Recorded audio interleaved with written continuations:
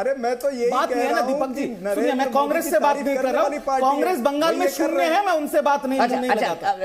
अच्छा चरण भाई उनको कहने दीजिए ना, रिजू जी की बारी है, प्लीज कर लीजिए, करिए। तो नरेंद्र मोदी के खिलाफ आपको ऐसा कोई व्यक्ति चाहिए जो नरेंद्र मोदी को टक्कर दे सके। और राहुल गांधी जी को लेके मैं फिर से दोहरा हूं, उनसे मेरा हम लोग का कोई आपसी दुश्मनी नहीं है, बट प्रॉब्लम यह है कि पूरे देश के लोगों में यह चीज दिल में बैठ गया है कि इससे नहीं हो पाएगा। तो किसी के बारे में अगर दिमाग में यह बैठ जाए ना कि इससे नहीं हो पाएगा, आप उसको कितना ही हर साल रीपैकेजिंग करते रहिए, भारत जोड़ो, वहां जाके लड़ो, कुछ नहीं होने वाला। बंगाल से बाहर तो निकल के देखो, कुछ नहीं होने वाला है। पश्चिम बंगाल से बाहर तो निकल के देखो, देश कितना बड़ा है। आप देखिए, उन्होंने बहुत स्पेसिफिक जवाब दिया। रिजू दत्ता का जवाब बड़ा स्पेसिफिक, पॉलिटिकल और सीधा था कि पूरे देश को ऐसा लगता है, उनका यह कहना है कि राहुल से नहीं हो पाएगा। यह सिर्फ उनकी पार्टी का मानना नहीं है, वो ये कह रहे हैं, उनका यह नैरेटिव है कि राहुल से नहीं हो पाएगा। तो मैंने भी इनका स्पेसिफिक जवाब दिया, जब नाश मनुज पर छाता है तब विवेक मर जाता है। अब जिस आदमी का विवेक मरा हुआ हो उसको मैं क्या समझाने जाऊं, कितना ही बोलूंगा तो वही बोलेंगे जो ममता ने सिखा के भेजा है, वही बोलेंगे ना ये। ठीक है, मैं सीधे चलता हूं घनश्याम तिवारी जी के पास। सॉरी शिवम, सॉरी के भाई। घनश्याम तिवारी जी, किसका विवेक मरा है? क्या टीएमसी का विवेक मरा है या कांग्रेस का मरा है? जवाब दीजिए। नमस्कार दीपक जी, आपको, को पैनलिस्ट को और दर्शकों को।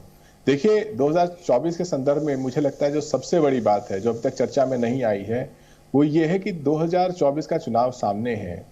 ये भारतीय जनता पार्टी, जैसे रिजू ने कहा कि प्रधानमंत्री जी का मजबूत चेहरा है, भारतीय जनता पार्टी का दमदार प्रदर्शन है लोकसभा में, पर संसद ठप है।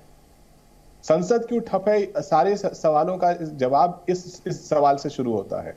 संसद इसलिए ठप है कि भारतीय जनता पार्टी डरी हुई है। भारतीय जनता पार्टी क्यों डरी हुई है? क्योंकि न उनके वादे पूरे हुए, अब उनके घोटाले सामने आ रहे हैं। अटल अडवाणी की युग की पार्टी अब नरेंद्र अडानी युग में आ गई है। तो ऐसे में हम यहाँ पर जो भी बहस कर लें, लेकिन 2024 के संदर्भ में सबसे महत्वपूर्ण बात यह है कि बड़ाई ना करे, बड़ा ना मुद्दा ही दूसरा है। अरे घनश्याम तिवारी जी, आप घुमा रहे हैं, उससे नहीं। बड़ा सिंपल सवाल है आज की डिबेट का, क्या राहुल जी से नहीं हो पाएगा? ये आपकी भी पार्टी का मानना है, क्योंकि एक साथ वो आपकी साइकिल में बैठ के चले थे काफी दूर तक 2017 में। बड़ा बड़ाई ना करे, बड़ा ना बोले बोल, रहीमन हीरा कब कहे लाख टका मामूल। देश में अभी अनेक चुनाव बाकी हैं। विपक्ष के डर से संसद ठप पड़ी हुई है, प्रधानमंत्री डरे हुए हैं, छुपे हुए हैं। ऐसे में यहां पर तय नहीं होगा कि राहुल गांधी बड़े नेता हैं, ममता जी बड़ी नेता हैं, या 2024 मैं तो तय कर भी नहीं सकता सर, हमारा तो टीवी चैनल है, ये तो आप लोगों को तय करना है। मैं तो सवाल पूछ सकता हूँ, वो पूछ रहा हूँ, मैं उसी का जवाब दे रहा हूँ। भाई रिजू दत्ता जी ने कहा कि राहुल से नहीं हो पाएगा, आपका क्या मानना है? हो पाएगा उनसे? नहीं हो पाएगा क्योंकि आप उनकी साइकिल में बैठ चुके हैं एक बार। आप धैर्य रखिए, आपकी साइकिल में वो बैठ चुके हैं। देखिए, मैंने अपनी बात बिल्कुल स्पष्ट तरीके से की है कि यहाँ पर किससे हो पाएगा नहीं हो पाएगा उसका फैसला नहीं होना है, वो जनता तय करेगी।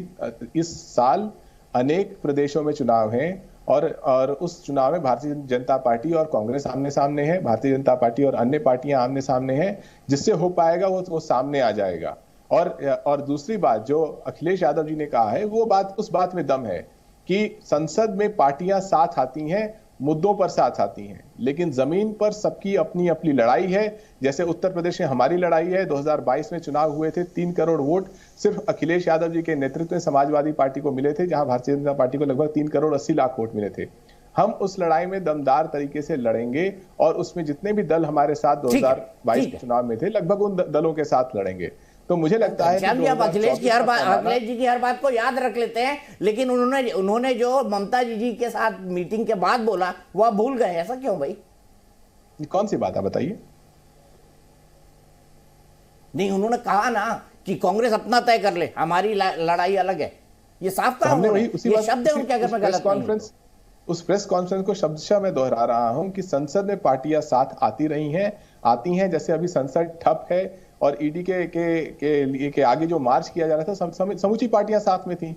जो पार्टियां चाहती हैं कि संसद चलनी चाहिए, एक डरे हुए प्रधानमंत्री संसद को ठप नहीं कर सकते, वो सब पार्टियां ईडी को मार्च कर रही थी, साथ में थी। लेकिन जमीन की लड़ाई, जो अखिलेश यादव जी ने कहा, जमीन की लड़ाई पार्टियों की अपनी लड़ाई है, समाजवादी पार्टी की लड़ाई उत्तर प्रदेश में जमीन की लड़ाई है, और वो अखिलेश यादव जी के नेतृत्व में हम लड़ रहे हैं। ठीक है, के शर्मा जी आप जवाब दीजिए, क्या डरे हुए हैं आप, इसलिए संसद नहीं चलने दे रहे हैं?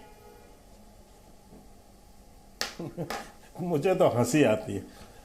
3 विपक्ष के बोल चुके हैं, इसलिए थोड़ा सा दीपक जी मुझे टाइम दीजिएगा, मुझे छोटे छोटे जवाब सबके देने हैं। बड़ा आश्चर्य है मुझे सुन के। अभी मैं कुछ मुंगेरी लाल के हसीन सपने सुन रहा था आपके चैनल में। बहुत गजब गजब के लोग जो है, वो जो कबूतरबाज होते हैं ना, सारी तोता लेके बैठे रहते हैं भैंसवाड़ी करने वाले, वो तमाम भैंसवाड़ी वक्ता को मैं सुन रहा था। कोई कह रहा हम 40 सीट जीतेंगे, कोई कह रहा हम तो सरकार ही हटा देंगे, कोई तो क्या कर देंगे।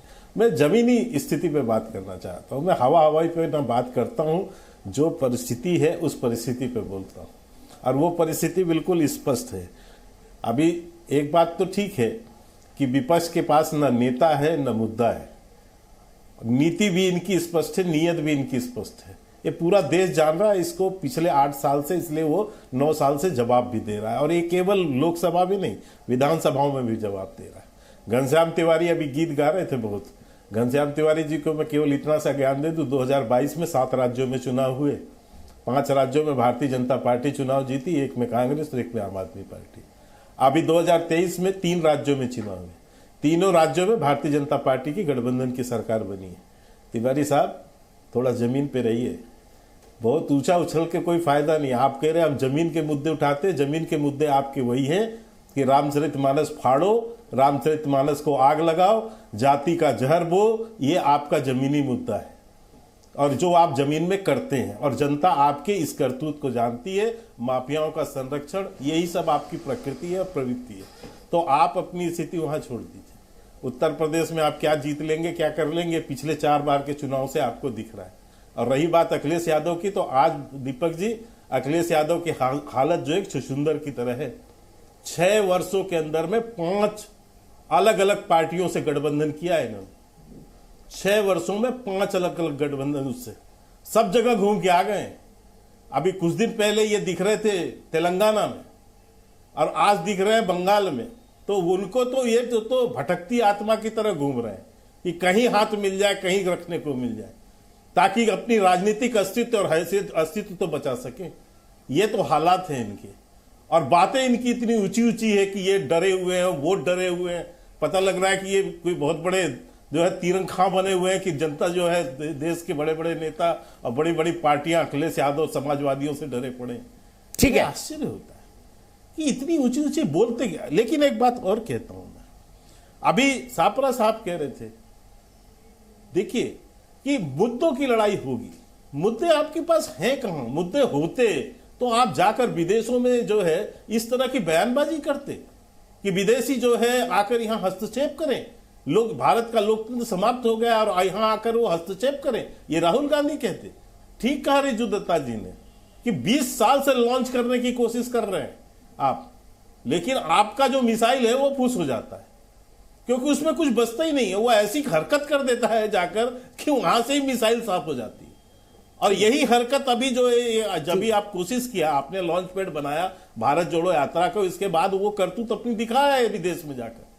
वो बता दिए वहां पर जाकर कि भारत के लोकतंत्र को मैं कितना जानता हूं, कितना समझता हूं, और मैं किन षड्यंत्रों के बीच चल रहा हूं। ये वामपंथी मानसिकता को लेकर मैं यहीं से डिबेट को आगे ले जाता हूं। नीति इन्होंने लगाई है, उसी से जनता यहीं खत्म, इनको समाप्त कर देती है। दीपक जी ठीक है, 2 पॉइंट सबसे उन्होंने जो कहा, लटकता भटकती आत्मा है समाजवादी पार्टी। 6 पार्टियों से अलायंस कर 5 पार्टियों से अलायंस कर चुकी है 6 सालों के अंदर। अब आगे क्या करेगी सोचना महत्वपूर्ण होगा, उस पर भी मैं जाऊंगा। जी न्यूज़।